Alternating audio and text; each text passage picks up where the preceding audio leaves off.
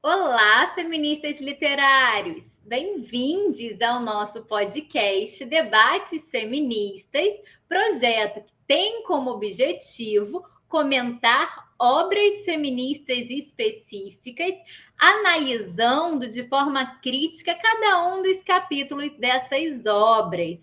Se você ainda não nos acompanha, aproveita para se inscrever aqui no YouTube e ativar o sininho para receber as notificações dos nossos próximos vídeos. E já entra lá no Instagram e passa a nos seguir, @feminismo literário.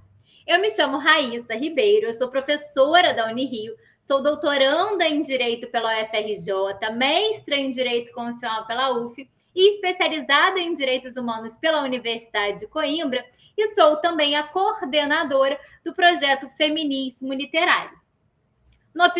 No episódio de hoje, a partir das reflexões que nós realizamos em nosso grupo de leitura, nós vamos apresentar para vocês um pouco mais sobre a autora, Carole Pattman, e introduzir a sua obra, O Contrato Sexual, que será analisada por nós nos nossos próximos episódios.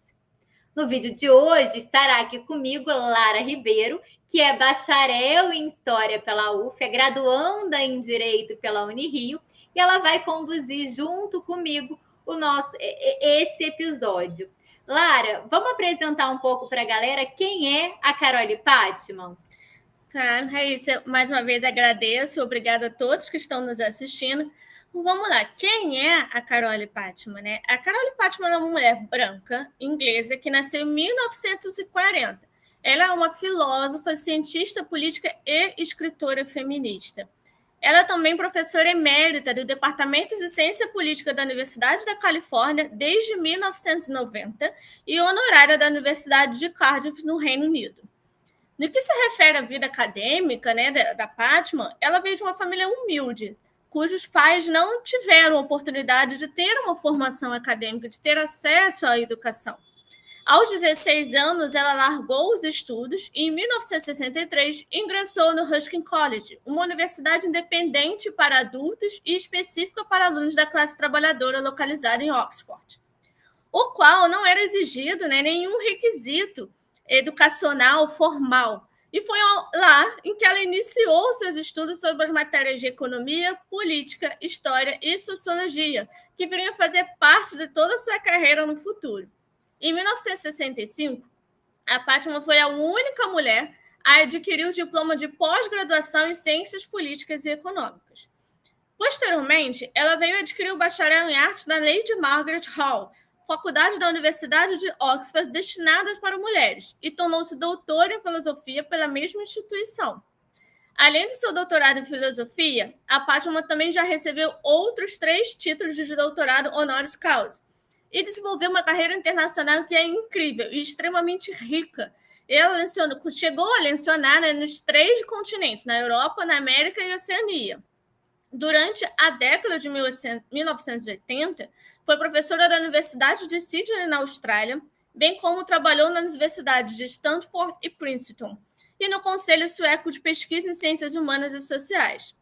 Durante o período de 2002 a 2005, ela foi professora honorária da Universidade de Cardiff, no Reino Unido. E desde 1990 exerce sua profissão no Departamento de Ciência Política na Universidade da Califórnia, onde ocupa o cargo de professora emérita. Dentre outras atividades que a gente pode falar um pouco, né, que destacam a Carole Pattman, ela também é reconhecida por ter recebido em 2012 o Prêmio Johann Skytte de Ciência Política e por ter sido a primeira mulher presidente da Associação Internacional de Ciência Política e da Associação Estadunidense de Ciência Política, além de ter integrado a Academia de Ciências Sociais da Austrália, a Academia Americana de Artes e Ciências e a Academia Britânica de Ciências Sociais. Então a gente consegue ver, né, que a Pattman ela tem uma bagagem acadêmica muito forte, uma formação acadêmica muito forte. E como é que foi? Conta aqui pra gente, Lara, um pouquinho sobre quais são as contribuições que a Pattman ela tem nos debates feministas e como é que ela começou a adentrar no tema, porque as suas obras anteriores não eram todas focadas no feminismo, teve ali uma transição. Conta pra gente um pouquinho sobre isso? Sim, de fato. A Carole Pattman, né, ela é muito famosa pelas suas obras porque ela por elas versarem, né, sobre ciência política, democracia e participação política, principalmente ao abordar questionamentos sobre hierarquização dos espaços público e privado, que, além de trazer críticas ao liberalismo. Através de perspectivas, né, feministas, a Fátima ela analisa a dominação e o contrato social entre os gêneros. Tendo passado pela década de 1970, que foi extremamente marcante, né, para as feministas, para o movimento feminista, a Fátima é considerada uma feminista universitária, inserida no contexto da segunda onda feminista, que é marcada justamente pelos movimentos sociais e políticos que expandiram a luta, baseando-se no tema "O pessoal é político", e que trazem à tona essas discussões que antes ficavam restritas ao âmbito privado, e acaba direcionando a teoria feminista para debates sobre direitos sexuais e reprodutivos das mulheres. Sobre as classificações, né, corrente dessas vertentes feministas em sua obra, a Fátima ela critica a divisão tradicional em feminismo liberal, feminismo radical, feminismo socialista, por sugerir que o feminismo seja sempre secundário, como um complemento a outras doutrinas. Ao analisar a sua obra, a gente pode observar que a Fátima é autora crítica do liberalismo. Como eu mencionei anteriormente, né? Ela é reconhecida por essas discussões a respeito da teoria democrática. Então, a partir do seu livro Contrato Sexual, além da crítica ao liberalismo, que foi justamente essa base em que teve os primeiros livros da Fátima, ela começa a adentrar em reflexões feministas.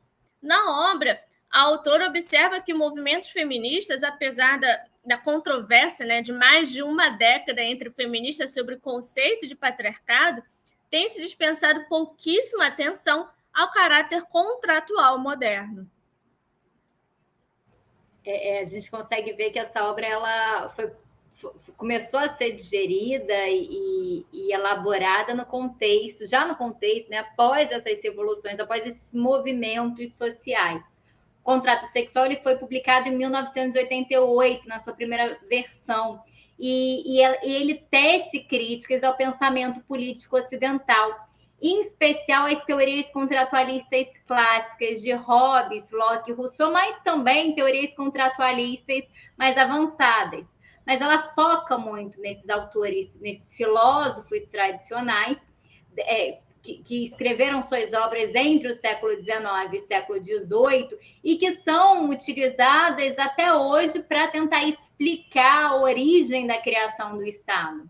As obras contratualistas, elas defendem a noção do contrato social como um instrumento de transição do estado de natureza para a sociedade civil, que cria o Estado civil, além de emancipar e legitimar o poder político do Estado, o que foi o que viabilizou as relações sociais entre os indivíduos livres de maneira harmônica, mediante consentimentos que são voluntários, mediante acordos mútuos, mas que o que a Fátima vai observar, ao mesmo tempo, esses acordos eles vão excluir a mulher do pacto original e vão colocar a mulher dentro de uma posição de subordinação, de submissão. Na década de 1970, houve um renascimento muito forte do interesse pela teoria do contrato, com vários autores modernos, como John Rawls, Immanuel Kant, que se debruçaram sobre o tema. E aí a Fátima ela vai observar que seria necessário encarar a teoria do contrato através de novos olhos, por novas perspectivas, de forma a compreender que a teoria do contrato ela vai tratar muito mais do que meras ficções políticas, mas ela vai mostrar como as principais instituições políticas do Estado devem ser compreendidas. Então, a autora ela vai observar que a cidadania, o trabalho, o casamento são institutos contratuais, mas que vêm sendo encarados de forma muito deturpada pelas teorias contratualistas. E aí, nesse sentido, a Fátima ela vai criticar o contrato original, que é utilizado amplamente pela política liberal, dizendo que esse contrato ele foi responsável pela construção de uma sociedade ainda mais desigual, que vai negar a condição humana à mulher e que vai reforçar as relações de subordinação nas quais a mulher ela está imposta. E essa subordinação e inferioridade atribuída à mulher pelos contratualistas é completamente incoerente. Se a gente analisar, por exemplo, a ideia do contrato de casamento, já que no contrato de casamento a mulher ela tem a possibilidade, ela tem a autonomia para participar desse contrato. Então, ela é capaz para assinar um contrato de casamento, mas ela não teria sido capaz, ela teria sido incapaz, teria incapacidade jurídica de firmar o contrato social. E aí, de uma forma inédita, a Fátima ela vai sustentar o chamado contrato sexual. Ela vai dizer que o contrato original vai contemplar, além do contrato social, o contrato sexual, que é aquele que vai pressupor as mulheres no ambiente doméstico. É aquele contrato no qual as mulheres vão ser vistas como objeto e não como integrantes ativos ou como partes que possuem direitos iguais.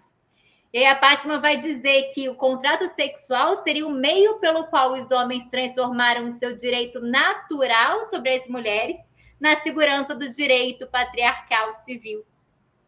Na sua obra, a Fátima ela vai se debruçar muito sobre essa hierarquização que a Lara falou entre os espaços, principalmente entre o espaço público e o espaço privado, dizendo que o espaço público ele é destinado aos homens. No espaço público é onde a gente vai ter o predomínio da razão.